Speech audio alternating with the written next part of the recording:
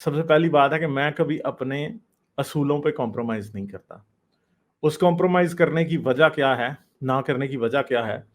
क्योंकि मैं जानता हूँ कि डाउन द रोड उसकी वजह से और गलत चीज़ें होंगी।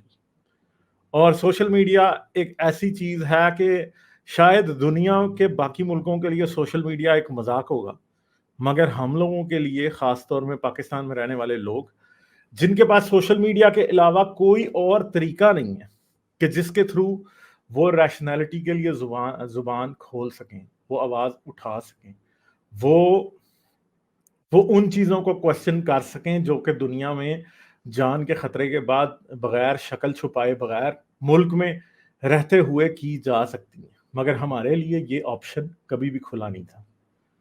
इसी वजह से मुझे 2017 में पाकिस्तान से भागना पड़ा, क्योंकि अगर मैं आज पाकिस्तान में होता तो यकीनन इस वक्त मैं किसी काल कोठड़ी में बंद होता